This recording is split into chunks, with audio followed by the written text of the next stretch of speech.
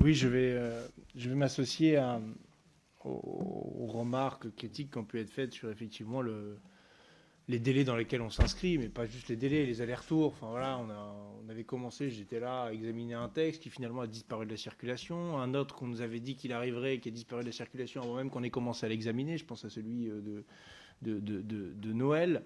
Là, finalement, on nous met celui-là avec des délais qui vont au-delà de ce que prévoyaient les textes précédents. Je ne vous parle même pas du chevauchement avec d'autres préoccupations qu'on pourrait avoir par ailleurs sur d'autres textes, par exemple au hasard les élections régionales et les dates qui vont avec, parce que la cohérence dans tout ça, bon, effectivement, oui, on pilote à vue. Alors je sais bien que c'était la punchline du ministre pour dire non, on ne pilote pas à vue. Enfin, il ne suffit pas de dire ça pour qu'on y croie, puisque les éléments mis bout à bout font que je ne sais pas, je n'arrive plus à croire déjà, je ne croyais pas tellement, mais alors là, j'arrive plus du tout à croire en ce gouvernement. Non, mais je le dis très sincèrement. Je crois tellement plus dans le gouvernement que le gouvernement ne croit tellement plus dans lui-même que c'est un conseil de défense qui prend les décisions et pas le gouvernement. Donc c'est vous dire au point où on en est rendu, tout le monde s'y est habitué, c'est devenu la routine normale. On vit de conseil, non pas de conseil des ministres en conseil des ministres, mais de conseil de défense en conseil de défense, qui précède de même le conseil des ministres. D'où le fait que le texte ne soit pas parvenu hier matin, mais hier après-midi, parce que vous comprenez, hier matin, il y avait le conseil de défense. C'est ça la réalité quand même du fonctionnement démocratique, je mets des grosses guillemets, de notre pays. Et nous, on regarde passer comme ça ces lois en essayant de protester plus ou moins vigoureusement, avec plus ou moins de conviction sur le fond et sur la forme. Et finalement, tout continue alors, sans ne tirer aucun compte et aucun bilan des étapes précédentes. Il y a eu quand même un point de départ qui est, je ne sais pas comment le dire, le prononcer le plus clairement et le plus poliment possible, mais je vais dire, allez, le scandale des masques, on va dire comme ça, en tout cas au moins les questionnements qui peuvent être mis sur la table sur la gestion des masques au tout début de la crise.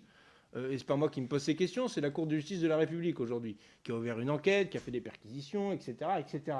Et à partir de là, on voit ô combien rien n'est jamais anticipé. Rien n'est jamais anticipé. Ah bon, c'est seulement maintenant qu'on doit faire la liste des personnes vulnérables ? On ne pouvait pas les faire il y a 6 mois ou il y a un an, dans l'hypothèse justement d'un vaccin, on ne pouvait pas prévoir plusieurs cas de figure. Et alors on nous fait souvent, nous le reproche à la France Insoumise, mais vous contestez tout, etc. Là on a fait des amendements de suppression, alors j'ai vu qu'on n'était pas les seuls qui avaient compris des amendements de la majorité, tant mieux, pour supprimer certaines dispositions. Mais enfin, nous avons fait proposer des tas de documents à intervalles réguliers. Et je pense notamment aux alternatives au confinement et comment vivre sans confinement et pour autant faire face à la crise. Alors, on a fait des propositions. On vous avait dit déjà il y a plusieurs mois, parce que les niches parlementaires avaient été reportées, qu'on pouvait par exemple créer un pôle public du médicament pour ne pas avoir à subir sur la gestion des stocks et de la production des médicaments, de dépendre d'autres pays ou d'autres firmes pharmaceutiques. On dit oh, on s'en fiche de vos histoires, c'est pas le sujet, vous inquiétez pas. Je vous passe le scandale Sanofi qui nous a expliqué que c'était d'abord les Américains qui seraient servis. Je vous passe le scandale de l'Institut Pasteur qui avait demandé des fonds publics, non pas cette fois-ci pour un vaccin, mais pour soigner les gens qui sont atteints du Covid. Finalement, c'est LVMH, comme pour le gel hydroalcoolique, qui a mis des fonds sur la table. On se demande si ce n'est pas plutôt LVMH qui gère le pays que ce gouvernement. Enfin, quand on voit certaines collusions, finalement, la question est plus que légitime.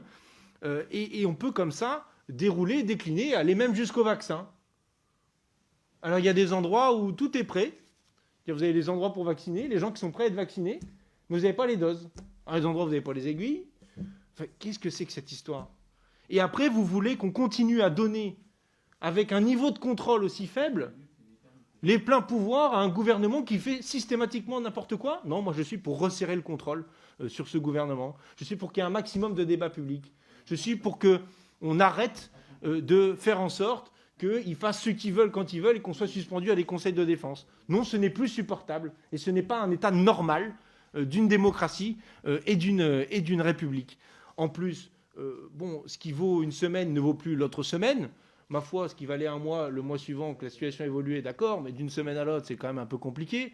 On nous avait parlé d'une barre fatidique, je me souviens, avant les vacances, c'était 25 000. Si on arrive, alors on était à plus de 25 000, donc il fallait refaire des mesures rigides, et si on passait sous la barre des 5 000, c'est bon, on allait pouvoir retourner au bar. Hein, je schématise, mais c'est un peu ça l'idée. Finalement, on est revenu à au-dessus de 25 000, mais on ne reprend pas les mesures extrêmement drastiques qui avaient prévalu à la mise en place auparavant. Enfin, j'en sais rien, mais je ne sais pas comment on fait pour comprendre ça. Je ne sais pas comment on fait pour être cohérent dans tout ça. Je ne sais pas. Et donc oui, nous vous disons, dans ces conditions-là, ce sera non pour continuer à donner les pleins pouvoirs à un gouvernement aussi incompétent.